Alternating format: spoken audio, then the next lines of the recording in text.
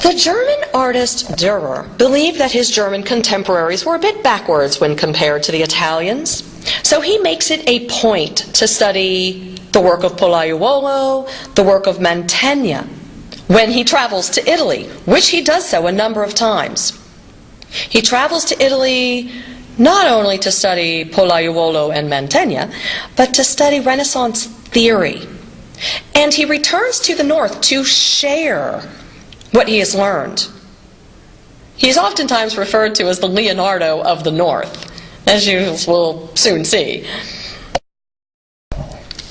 The Four Horsemen is part of a series that he does based on the book of Revelations in the Bible. In the book of Revelations, it is prophesied during the Last Judgment, there will ride forth 4 horsemen. Well, here they are. Starting from the bottom left-hand corner, that is death on horseback. The image of death on horseback. Vicious, huh?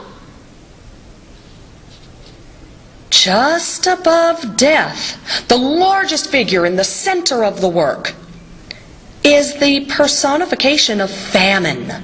Famine, starvation. Look, he has the scales behind him as he gallops forward. Then behind him, holding a sword up in the air, is War. War is swinging his sword around. And then the one furthest off in the distance, drawing his bow, is illness and disease. And below them are the people of the earth struggling to survive. Dürer will make a lot of prints. Notice how this is not a painting, it's a print. Specifically, it's a woodcut. But Dürer enjoyed prints. He was a printmaker primarily, because this way he could reach huge audiences. Because prints are easy to transport, they are also less expensive than paintings. So he could reach sophisticated and unsophisticated audiences. He could reach literate and illiterate. He could reach everybody. Again, notice how German art has that edge of gore, of terror, of the grotesque. But you know, this apocalyptic theme was appropriate for the mood of the time. Remember, there's religious disquiet, which culminates in the Reformation. The fall of man is of Adam and Eve, and it shows Italian influence in the study of anatomy and proportion. But, ooh, look at that landscape. That is Northern European. Adam and Eve are in contrapposto. There is the articulation of the muscles. The landscape, that forest, there are things in every nook and cranny. There's that German edge of fear, of terror, this uneasiness with these creatures all around. If you look at the bottom in the foreground, you'll see a cat. The cat represents one of the 4 humors or temperaments of man. You see, during this period, particularly in Northern Europe, there was a tremendous interest in the 4 humors, the 4 temperaments of man. You see, these humors were fluids that were thought to fuse in man's nature. And these fluids, these humors, were in perfect balance until Adam gave in to temptation, when Eve offered him that gosh darn apple. So appropriately, we have a scene of the Garden of Eden with the serpent as the devil. There's the apple, there's Adam and Eve.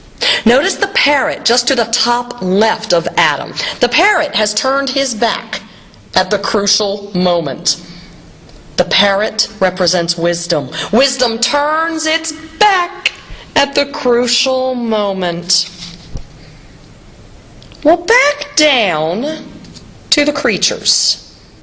The cat represents one of the four humors or one of the four temperaments of man. It represents the choleric. The choleric temperament.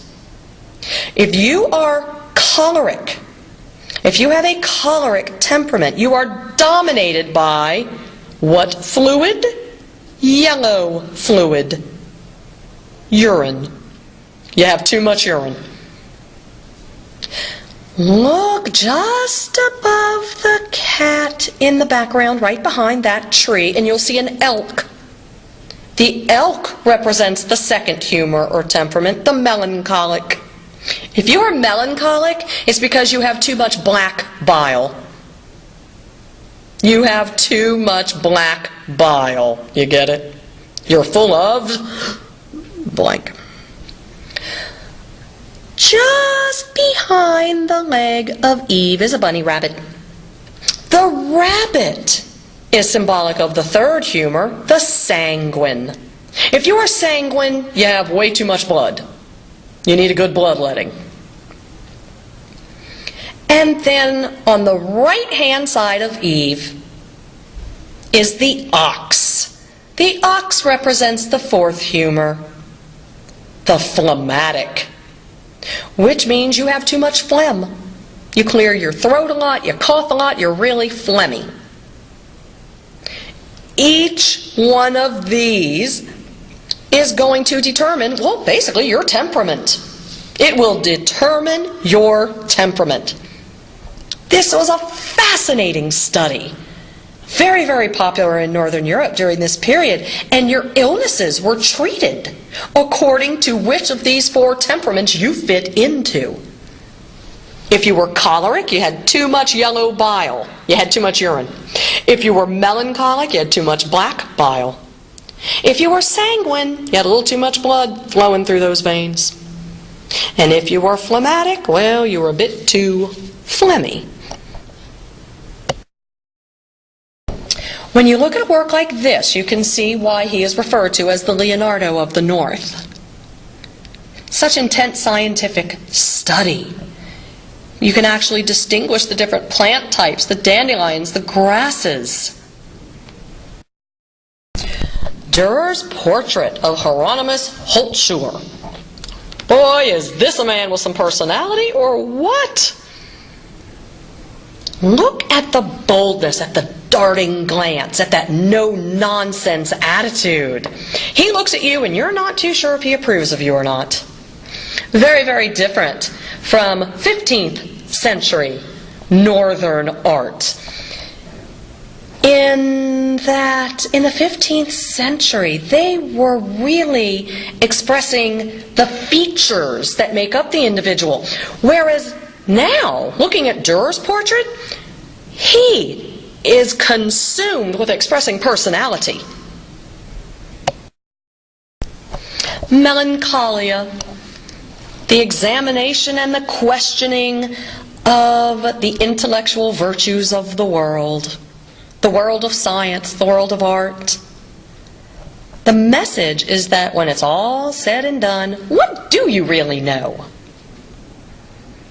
Look at the defeating complexity of knowledge.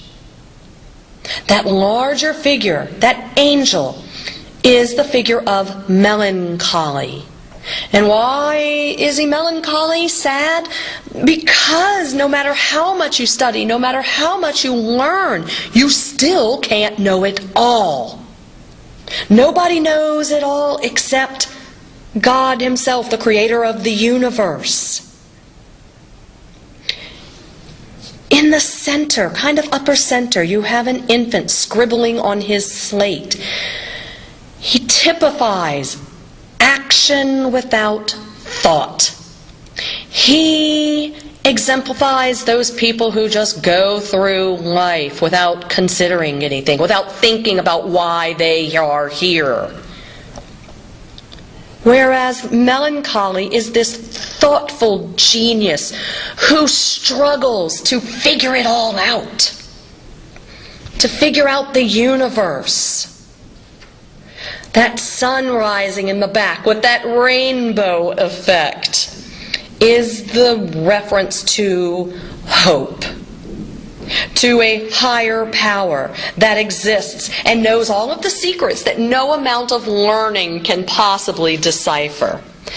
And that is the melancholy of genius. Night, death, and devil. Here you have a Christian soldier on horseback marching past the figure of death just to his left, holding the hourglass, going, "You're going to die. When this runs out, you're going to die." And behind him on the right, the devil with that single horn. There's that German terror again. There are skulls, there are bones, there are rodents, there are insects. This is disgusting.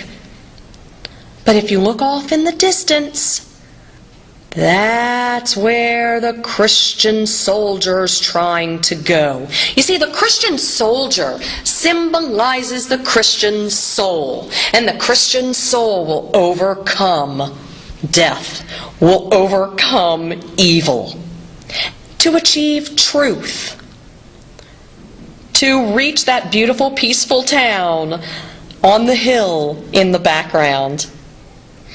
Dürer must have seen Donatello's Gattamelata as well as Verrocchio's Bartolomeo Colleone, because mounted soldier images like that are not a Northern European deal.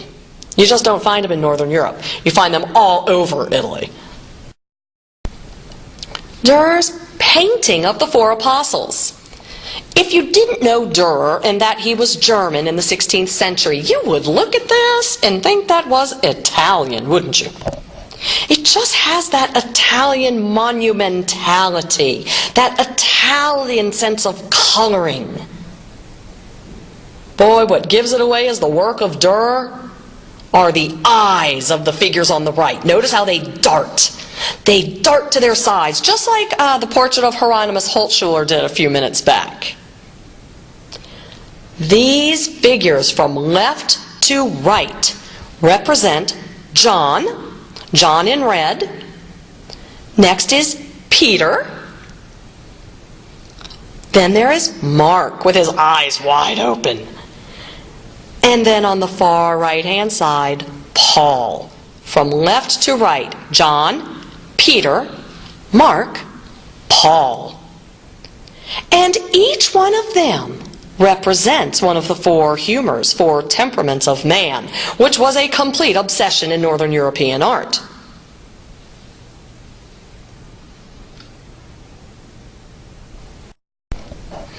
John, on the far left, is the happiest of the temperaments. He is sanguine, affiliated with blood, so of course he wears red, right? His posture is relaxed, very assured. To be sanguine is to be, well, joyful, the happiest of the temperaments. Peter is dominated by the phlegmatic humor. If you are dominated by the phlegmatic humor, that means that you are patient, very resigned. If you are a choleric, you look like Mark does. Look at Mark. He has these rolling eyes and he's gritting his teeth. He's very agitated, approaching a frenzy. He is a choleric. He is full of yellow bile. Well, gee whiz, he has to pee. Look at him. He's like, I gotta get out of this peeing. I gotta pee. He's rolling his eyes. He's very agitated. He's a choleric. And then on the far right, there's Paul. He is a symbol of melancholy. He's full of black bile. Full of black bile. He is a melancholic. You know, to be a melancholic is, well, the most noble of all of the humors. He is reserved but intense. Very intense. If you look at this, you can't help but think Italy. Not only in terms of the monumentality and even the colors, but look at the clarity with which they are presented, and the balance, and the symmetry.